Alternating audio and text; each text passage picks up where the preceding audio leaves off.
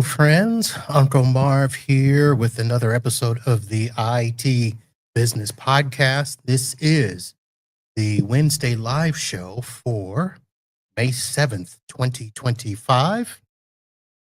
And let me just go ahead and get some housekeeping out of the way first. There is not a guest for this evening. There was a guest that originally was scheduled that actually canceled and pushed back, but I did not do any work to secure a new guest. And let me tell you why.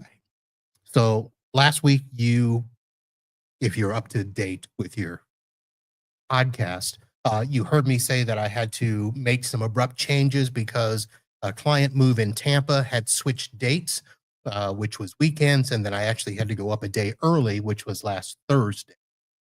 So that happened, and I ended up staying Thursday through Sunday in Tampa, moving this client, and I'll get more into that a little bit later. But I also need to tell everybody that had some family stuff happen.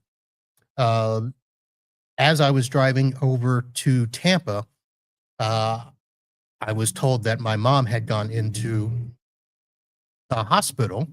And for those of you that do not know, my mom was diagnosed with multiple myeloma, bone cancer, back in 2021. So she is now into her fourth year of dealing with that.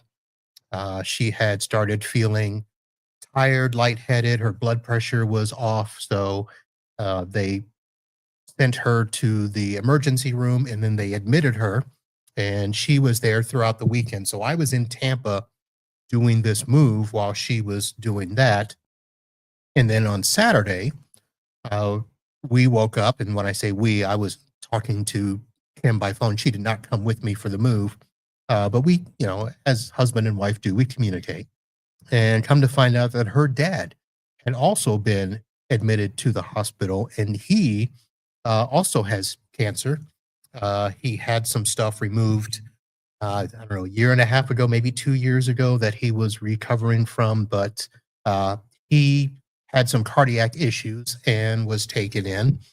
And it looked like he was not going to make it. And when I say that, folks, I'm saying that we were almost at the point of getting ready to buy plane tickets and go up. I can share that he is still with us, but I can also share that it is still not looking good. He is not out of the woods. He is expected not to make it. He is being moved to hospice today or tomorrow, or as soon as a bed is available. So Kim is still going through that with her family. And of course, that means that I'm going through it as well. But we are moving on and pushing through and just waiting for life to occur and progress. So that's what is happening there. So needless to say, I did not do any planning for tonight's show, but because no plans have been made to do anything, I am doing work as usual. So I am here tonight doing this show. I do want to say thank you to the sponsors. I'm not going to really do a big thing tonight, Net Ally, and of course, everyone else. I have a couple of trips coming up where our travel sponsors will get a lot of highlighting, and we'll go with that. I do want to at least give you two big updates, one of which is for those of you that have been following, whether you want to or not, that 365 migration that I started back in January that was still going on and on and on. Well, it is done. It is complete. It is finished, over. Invoicing has been done. And bottom line is it actually was done 3 weeks ago, but as per usual, clients always do those little add-on things. And there were the possibility of missing calendar event items. There was some archive files that were not presented to me when we started this project, that we did not know about, that were on the old server, and they were attached as PST files. So we had to get access back to the old server manually copy those down, manually get those over onto the new computers.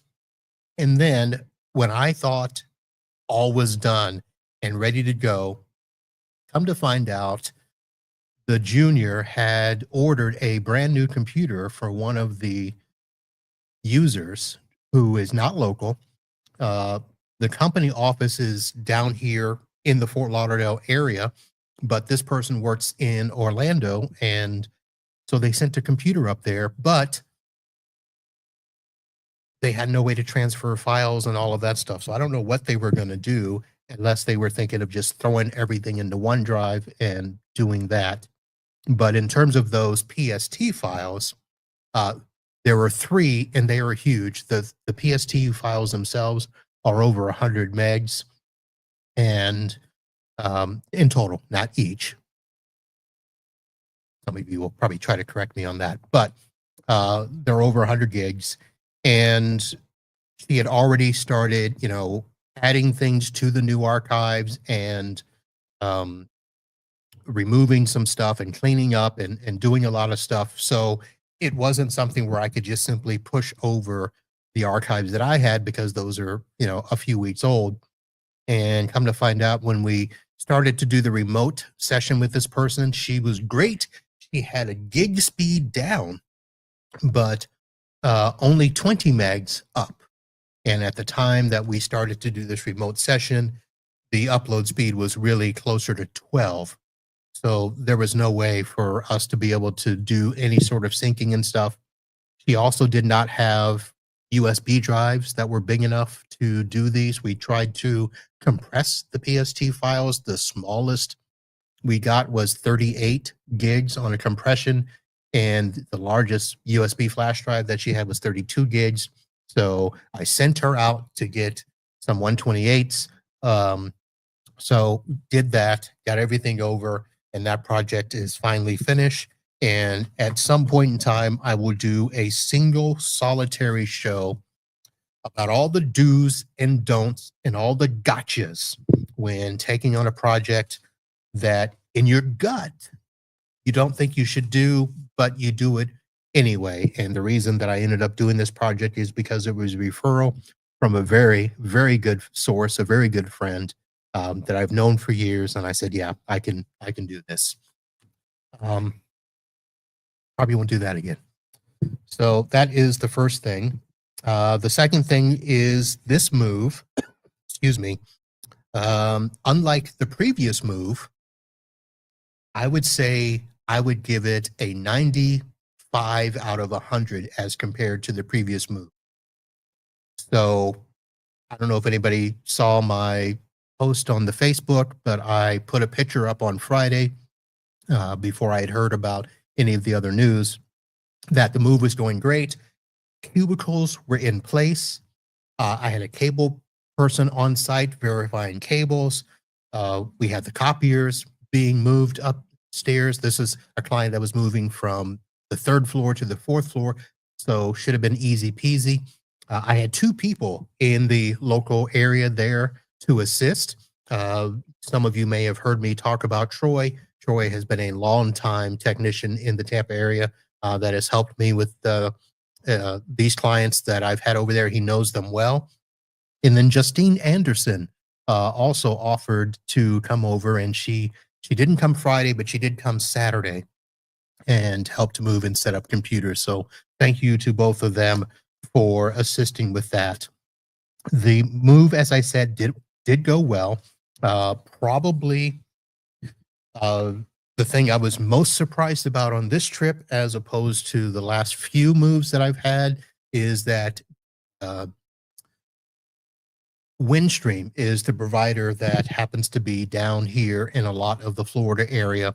Windstream bought up a lot of local carriers, US LEC, some other companies, I don't know, Nuvox. I'm just throwing out names now. And they are basically resellers of, AT&T, Frontier, Spectrum, and all of that. And they were, when we had this client, I got this client back in 2009. And when they started to get these multiple offices, Windstream was the provider that we could count on to basically provide service in each location with one bill, one number to call. And back in the day, they were fantastic. Of course, the services that they were using were fantastic, which again were usually AT&T, Frontier, Level 3, FPL, PowerNet, which was fiber sold by our local company here. And everything was good as long as it worked. Then we got into SD-WAN a few years ago, and it has been quite interesting. Windstream, just like a lot of large companies, started downsizing. You started losing the good techs and not getting good replacements. So every time that I've had to go into a cutover, uh, I usually would be able to ask for a senior engineer in the activations team to be on the call so that we can make sure everything goes right, because we're always dealing with multiple, VLANs. We're dealing with MPLS. We're dealing with SD-WAN. We're dealing with two providers because this is a customer we have. Fiber is their primary internet, and then we have broadband as backup. And between that and the fact that we're running our own customer-based firewall, Windstream would normally like to do everything. They want to be the firewall. They want to be the content filter for the internet. They want to do everything through their MPLS and not the VLANs, or the VPNs, I should say. But in most cases, I want control of the VPN. I want control of the data. If I need to make a change to, remote access or something in the firewall, I don't want to have to be contacting the IT or ISP in order to do that. So we have always insisted on having our firewall into place. So in all these circumstances, there's a Velo cloud that the service provider takes care of, and then they split off the data, and they've got data to their Cisco Meraki, which is for their voice over IP phones. They manage the phones. And then the data connection comes off to the SonicWalls that I have in place so that I can manage all of the data there. And I say all of that to say this: the technician that showed up this time, one, actually worked for Windstream, because sometimes, a lot of the times, most of the times in the last 10 years or so, they've been sending out subcontractors.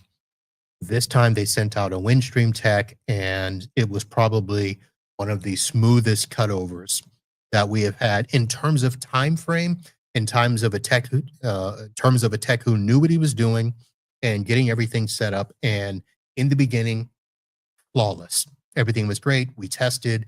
I did the VLAN check. I did the VPN check. Everything was great. So he left. So the next day, as we're bringing up computers, this is where the 5% bad comes in. Previously, at this location, the phones and computers were separate. We had the phones on their switch, and at every desk, we had at least 2 network data jacks, so we could have the phone on one, the computers on the other, and no big issue, which is how I would like to do it. A lot of clients, they'll just put in one jack, and then they will piggyback the computer off the phone, as most of you know, you've had to deal with, and it's a joy when that happens. So in this particular case, the old office had the 2 separate jacks. The new office, we had to piggyback on the phone.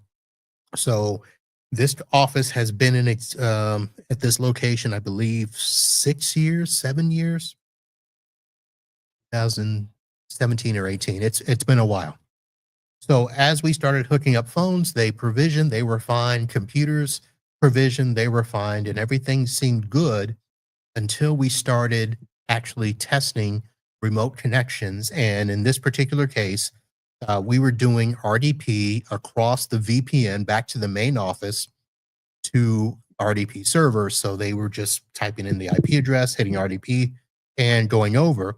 And every few minutes, connection would drop. They might come right back. It might take a minute or so, but this was persistent. And one of the things that I did not do after the fact that I did then was I put on my NetAlly Etherscope and tested everything, and sometimes it was great. because I would get an IP address from where I was supposed to get the IP address from the firewall. We'd get all the DNS information. We'd get all the proper information. But every now and then, it would just disconnect. And at the time, I didn't know why until I did some more researching. And I'm going to only tell you part of this story because the second part has to deal with a network monitoring system that I had in place that I will talk about once we finish the Auvik versus Domotz discussions, which will happen, I think, Friday and Monday, or when we will be doing the responses from Auvik people and Domotz people. But I was able to start the conversation with Windstream by providing them with the fact that I was getting a duplicate IP address conflicting with my firewall and could not exactly tell where it was coming from because all I could tell is that it was from outside of our managed switch. So I knew it had to either be coming from the Meraki or from the Velo cloud. And that started off a whole big old discussion. And that is the 5% that I will have to finish at a later date. But I will tell you this, one of the best things that you can do with either a NetAlly device, network monitoring device, can you do it with your laptop? Maybe, but something that will be able to continuously monitor the network is what you need. And I will finish that story at a later date. Let's get into some news. So, in the news, I mentioned SonicWall already, and I want to say some more about SonicWall because one of the things that I did with this client is I did one of their promotions that we don't know how long it's going to last, but every now and then they do a promotion called 3 and Free. So if you upgrade your firewall to a newer model and you pay for the 3 years of security subscriptions, you get the appliance for free. So in a particular case where the upgrade for this client should have been over $3,000, maybe $3,500. I don't remember exactly. The upgrade actually only ended up costing them about $2,200 because of that. So I use SonicWall. I know a lot of you don't like SonicWall. I've switched away from it, but I'll be honest, I've not had issues. I love it. And so I did that promotion and put in a new SonicWall TZ470 there. SonicWall has launched some major upgrades in their firewalls, and the firewalls for most of the small size I work with, even though I've got a law firm that is over 100 users, they are across 5 offices. So most of those offices, range from 20 to 40. My other offices are also in that similar area. So I don't have a single office with a ton of people. I did have one with, I think it was 70 people in an office. And we used the highest TZ model, which at the time was the TZ 600. And that worked sufficiently for them. But I have been increasingly looking at their NSA series, which is basically the next model series up.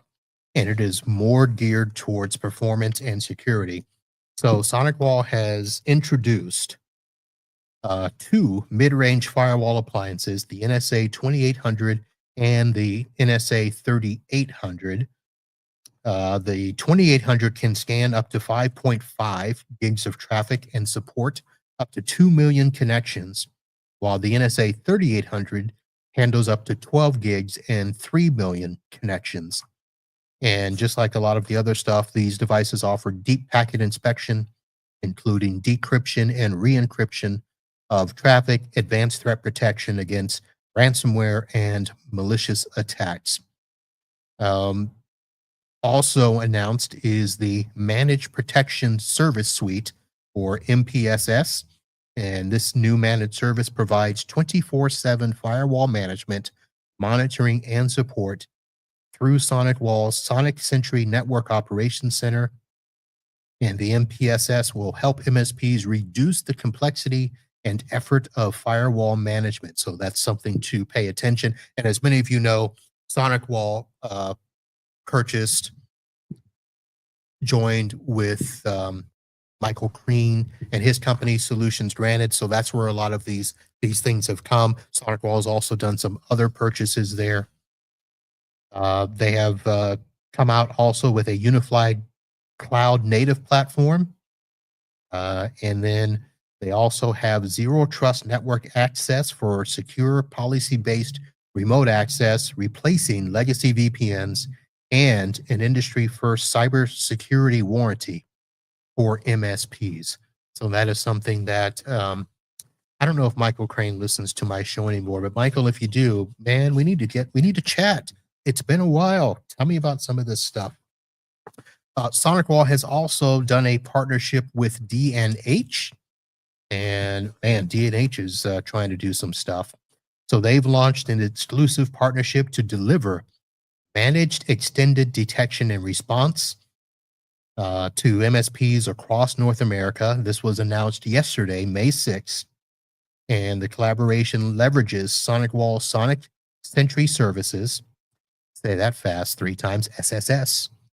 SonicWall's Sonic Sentry Services to provide MSPs with a device-agnostic, comprehensive cybersecurity solution that can be easily integrated into their service offerings.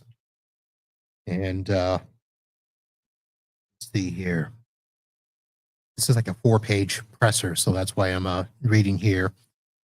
So the partnership builds on the long-standing alliance between the two companies, with D&H recently being awarded SonicWall's 2025 Distributor of the Year for North America. And Jason Bistrak, Senior Vice President of Modern Solutions Business Unit at D&H, says D&H Distributing and SonicWall share a commitment to providing partners with state-of-the-art cybersecurity solutions that meet the moment. So there is a whole bunch of there. I'm going to have a link to this. Like I said, this is a whole thing explaining Sonic Sentry's MXDR services, and talks about what the benefits for MSPs will be in terms of enhancing security offerings. There's this will allow MSPs to offer customers an all-inclusive approach to threat detection and remediation. It creates a new revenue opportunity for MSPs by enabling them to expand their security service portfolio without significant upfront investment.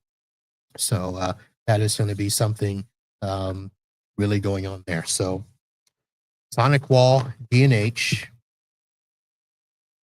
Yes, I use both, but that's not why I reported on them. But here's news I think that you are really, really going to find interesting. And I saw this at the beginning of yesterday. But apparently, as of May 5th, which was Monday, Microsoft has officially confirmed that the Windows 11 version 24H2 update has entered its final rollout phase and will now be downloaded automatically for compatible devices, with no option for users to cancel the installation once it begins download. So the 24H2 update is now being automatically pushed to unmanaged devices that are running Windows 11, 21H2, 22H2, and 23H2 that are not being overseen by IT departments. So their documentation clearly states that devices running home and pro editions of those versions that are not managed by IT departments will receive the update to 24H2 automatically. So what makes this different than all of the other updates is that, again, once it begins downloading, users cannot postpone it. Let me rephrase that. They cannot cancel it. All they can do is postpone it, and they can only postpone it up to 4 weeks. So there are, of course, technical workarounds. If you are managing the patches for your client, you can, of course, approve, disapprove all of that. If you're using patch 1, you can do that. There are also um, some command prompts that will stop the Windows update service and delete the files, all of those things. But um, that is pretty significant. Now, of course, this is also on the heels of the fact that, Windows 10 will officially reach its end of life on October 14th, 2025. So that is just a few months away, folks, 5 months to be exact. And Microsoft is pushing users towards 11, but an estimated 850 million Windows 10 users cannot or will not upgrade, with approximately 400 million facing hardware compatibility barriers. So that is the big news there, is that if you don't want the 24H2 being deployed, make sure you are doing management of your customers' devices. So of course, let's see. Recommendations for IT professionals include: review your managed device inventory, identify which are running Windows 10 or earlier Windows 11 versions that will be subject to the forced updates. Implement the appropriate tools, whether it be group policy, Intune, or WSUS, to maintain control over update timing. Test the 24H2 compatibility. Develop a Windows 10 migration strategy, or you can consider extended support options, which, there are payment options that you can stay on Windows 10. So big Microsoft update news there. Again, if you're fully managing your clients in their patching process, no big deal. You can decide whether you want to allow the 24H2 or deny it. And I think I saw somewhere that people were saying deny it because there was a failure that happened when it tried to deploy, but I've not had any of that there. So that is the big news, I think I mentioned earlier that I will be headed out to IT Nation and PAX 8 in a couple of weeks. Yesterday, I attended a meeting for IT Nation's PitchIT, and that is officially underway. And for those that do not know, PitchIT is a component of IT Nation, which is a component of ConnectWise, and it is an accelerated program, which is a 6-week program for selected companies. This year, there will be 24 companies in PitchIT. Let's see, there will be 2 preliminary pitch rounds in August. 3 finalists will be chosen for the final PitchIT at IT Nation Connect in November. And then first prize, $70,000. Second prize, $30,000. Third place, a set of steak knives plus free booth space. So starting June 1st through August 17th, I think it is, I will be helping to promote the participants in the PitchIT program. So we'll be doing PitchIT profiles for all the vendors in the space. And this is for new and emerging vendors. So if you want to know who's out there that's doing things that are innovative in our space, and companies that you may want to look at down the road, that will be the way to keep up with those. I believe next week, Paco LeBron will be joining me, and we will be talking about TechCon Unplugged. As many of you know, that TechCon has undergone a change for this year. It has a new tour format, and they've already had one of their stops in March in Newark, New Jersey. There is one that will be coming up June 20th in Chicago. And then a third one will be in Dallas, September 12th.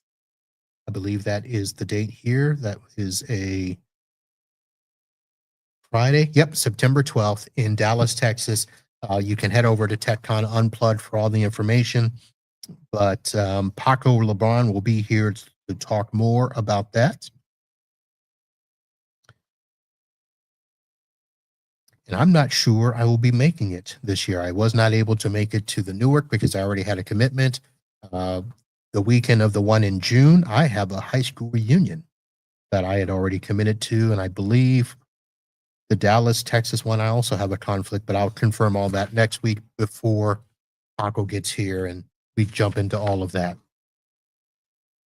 All right. And as we keep on moving here, got a short show, folks.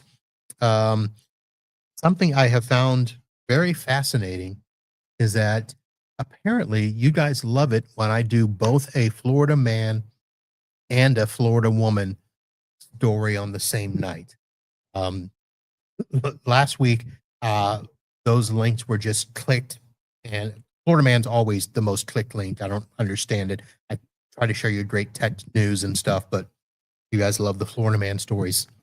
So I'm going to give you a trifecta tonight.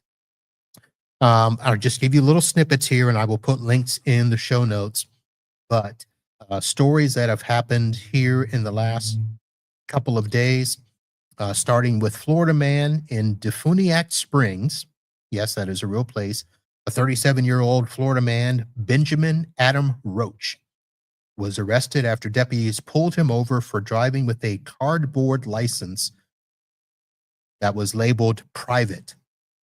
A search of his car uncovered methamphetamine, drug paraphernalia, and 2 pipe bombs, one made of PVC and the other wrapped in electrical tape. Roach admitted the object contained gunpowder and at least one had a fuse. The bomb squad safely disarmed the devices. He faces multiple charges, including making a bomb, possessing explosives, and several drug offenses. Now, this is not a great Florida woman story, but it was the only one that has happened in the last few days. On May 6th, Cynthia DeKima, age 61 of Davenport, was killed by an alligator while canoeing with her husband near Lake Kissimmee, south of Orlando. Apparently, the couple's canoe drifted over a large alligator, which thrashed and tipped them into the water. The gator then attacked her, and her husband was unable to save her.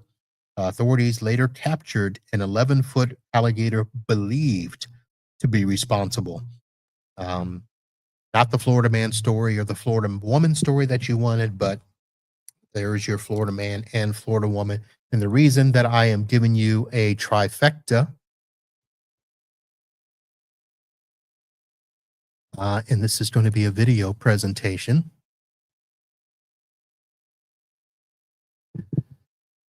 How can I share my screen? There.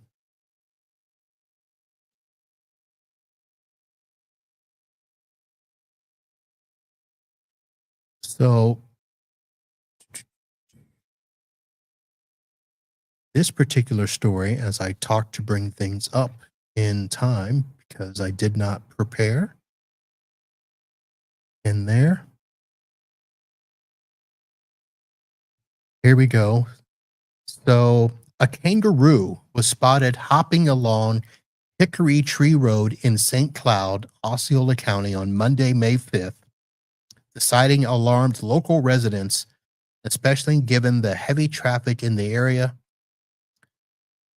And wildlife authorities from the Florida Fish and Wildlife Conservation Commission responded, and with the help of a licensed kangaroo facility owner, located the animal. About an hour later, he was found calmly hiding in a wooded area and was safely captured using chemical immobilization.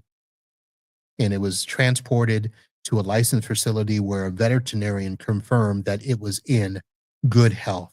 So, of course, I'm playing the video and you're not seeing it here on the screen, so let me do that. So there is the video. Somebody in their car was filming as the kangaroo was hopping along the road there. So I'll have a link to that video there for you so you can